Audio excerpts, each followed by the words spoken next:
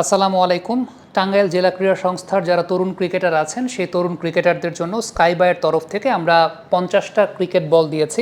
আমাদের বাংলাদেশে অনেকগুলো জায়গায় ক্রাইসিস আছে, তবে এবার যখন আমি বেশ কয়েকটা বিভাগে গেছি এবং সেখানকার ক্রিকেট ফ্যাসিলিটিস পর্যবেক্ষণ করেছি, একটা কমন বিষয় পরিলক্ষিত হয়েছে যে একটা নর্মাল ক্রিকেট বলের দাম যেটা হয়তো একটু লেস কোয়ালিটির, সেটার দামই কিন্তু 500-600 টাকার মতো। তো ওই রকম একটা ক্রিকেট বল ম্যানেজ করা কিন্তু ক্রিকেটারদের জন্য খুব ডিফিকাল্ট হয়ে যায়। এবং বাংলাদেশ ক্রিকেট বোর্ড খেলা পরিচালনার জন্য প্রতি বছর প্রত্যেকটা জেলাকে 24টার মতো বল দেয়। এটা কিন্তু আসলে একদমই অপ্রতুল, ছেলেপেলে প্র্যাকটিস করতে পারে না। এখন আপনি খুব সিম্পল ব্যাপার চিন্তা করেন, সেটা হচ্ছে যে একটা ছেলে ওপেনিং ব্যাটার এবং ওর নতুন বলে প্র্যাকটিস করাটা খুব জরুরি। জেলা বা বিভাগ পর্যায়ের প্লেয়াররা সেই সুযোগটা পায় না। তো এবার আমরা যেটা চেষ্টা করেছি যে 50টা ক্রিকেট বল তাদেরকে আপাতত দেওয়ার চেষ্টা করেছি এবং এই 50টা ক্রিকেট বল দিয়ে সামনে একটা স্কিল ক্যাম্পের পরিকল্পনা আছে।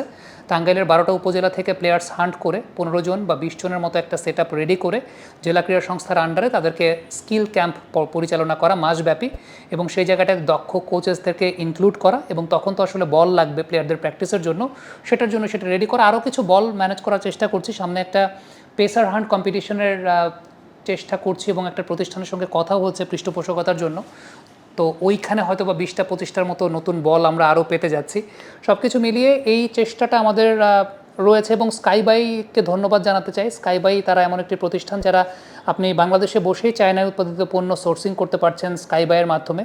যে কোনো ধরনের পণ্য আপনি যে কোনো ধরনের পণ্য যেগুলো আপনি পারচেস করতে চান, বাংলাদেশে ব্যবসা করতে চান, আপনি স্কাইবাইয়ের যে ওয়েবসাইটের অ্যাড্রেসটা আমি আপনাদেরকে ঠিক এই মুহূর্তে স্ক্রলে দেখাচ্ছি, সেই স্ক্রলে গিয়ে কিন্তু আপনারা দেখতে পারেন যে কী কী ধরনের পণ্য আপনি সেখান থেকে সোর্সিং করতে পারছেন।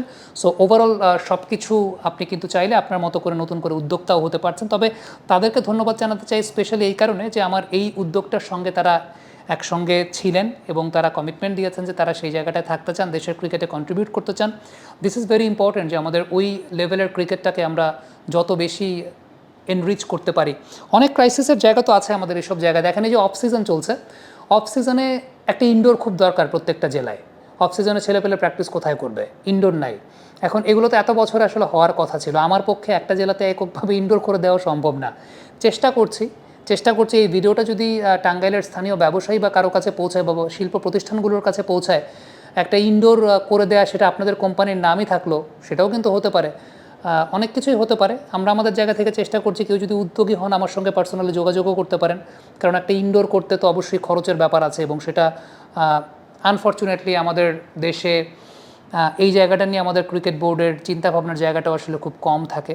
একটা জায়গা প্রস্তাবনার জায়গা তো হতেই পারতো যে বাংলাদেশ ক্রিকেট বোর্ড যদি প্রত্যেকটা জেলার জন্য অন্তত 2 কোটি টাকা করে একটা এফডিআর রাখতো, যেখান থেকে প্রতি মাসে হয়তো বা 1,80,000 টাকার মতো আসতো, বছরে প্রায় 20 লক্ষ টাকার মতো আসতো, সেটা কিন্তু ওই অঞ্চলের ক্রিকেট বিনির্মাণে একটা বড় ভূমিকা রাখতে পারতো। কিন্তু আনফর্চুনেটলি আমাদের দেশে এগুলো নিয়ে চিন্তাভাবনার জায়গাটা আসলে খুব কম। সো টাঙ্গাইলে এই 50টা বল আশা করছি খুদে ক্রিকেটার, তরুণ ক্রিকেটারদের অনেক কাজে আসবে। আর একটা খুব গুরুত্বপূর্ণ বিষয়, আমরা গলফের একটা ওয়ার্কশপ করেছিলাম। সেই গলফের ওয়ার্কশপে মেহেদি মারুফ, নাজমুল মিলনদের মতো ন্যাশনাল ক্রিকেটারও পার্টিসিপেট করেছেন। কেউ এখান থেকে 3টা ফাইন্ডিংস পেয়েছেন, কেউ 2টা ফাইন্ডিংস পেয়েছেন, কেউ একটাও ফাইন্ডিংস পান নাই, নাও পেতে পারেন। তবে যে আমাদের ট্রেনার ছিলেন গলফের, তিনি খুব অত্যন্ত সুন্দরভাবে ক্রিকেটের সঙ্গে গলফ কীভাবে কোঅর্ডিনেট করতে পারে। মেহেদি মারুফ একটা জায়গায় ফাইন্ড আউট করেছেন যে গলফে আপনি শট খেলার সময় আপনার বডির টুইস্টিংটা খুব ইম্পর্টেন্ট। বডির বেন্ডিং, ব্যাকলেগের বেন্ডিং, এবং ব্যাকলেগের বেন্ডিংয়ের ফলে হিপ টু শোল্ডার সেপারেশনটা খুব ভালো মতো হয়। এটা মেহেদি মারুফ খুব ফাইন্ড আউট করেছেন এবং তিনি এটা নিয়ে বারবার আসলে করার চেষ্টা করছিলেন এবং ক্রিকেটে এটা তার জন্য হেল্পফুল হবে বলে তিনি মনে করেছেন। অনেকের কাছে কিছুই মনে হয় নাই, বুঝতেই পারে নাই, সেটাও আছে। তো ফ্যাক্টের জায়গা হচ্ছে এটা একটা এক্সপেরিমেন্টের জায়গা ছিল।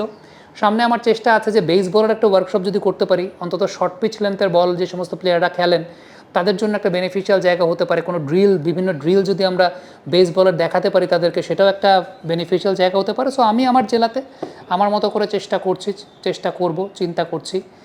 দেখা যাক সেখানকার ক্রিকেটটাকে কীভাবে এনরিচ করা যায়। এরকম প্রত্যেকের জায়গা থেকে যদি নিজ জেলাটাকে চিন্তা করতো, তাহলে হয়তো বা এখানে অনেক উপকারের জায়গা হতো। এই মুহূর্তে একটা খুব গুরুত্বপূর্ণ বিষয় হচ্ছে ইনডোরটা। অফ সিজনে প্র্যাকটিস করার মতো কোনো ইনডোর নাই। এটা আমরা চেষ্টা করব আসলে বড় কোনো শিল্প প্রতিষ্ঠানের কাছে যাওয়ার, এবং যদি কোনো শিল্প প্রতিষ্ঠান রাজি হন বা উদ্যোগী হন আমার এই ভিডিওটা দেখে, যে ঠিক আছে, দেখা গেল যে টাঙ্গাইলের এই জেলা ইনডোর স্টেডিয়ামটা, ইনডোর কমপ্লেক্সটা খুব বেশি খরচ হয় না আসলে, খুব বেশি খরচের জায়গাটা হয় না ইনডোরের জন্য। এত বেশি হাইফাইও দরকার নেই, অন্তত 2টা প্র্যাকটিস নেট যদি থাকে, 30 গজের মতো একটা জায়গা যদি থাকে, ইটস মোর দেন এনাফ। বৃষ্টির পানি পড়বে না, টিনের চাল, কয়েকটা কুলিং ফ্যান এবং পাশ দিয়ে ঘেরাও করার ব্যবস্থা, খুব বেশি খরচের জায়গা আসলে পড়ে না। সো কেউ যদি রাজি হন তাহলে সেই জায়গাটায় কথা বলতে পারেন আমাদের সাথে। কমেন্ট বক্সে আপনাদের মন্তব্য মতামত জানতে চাই।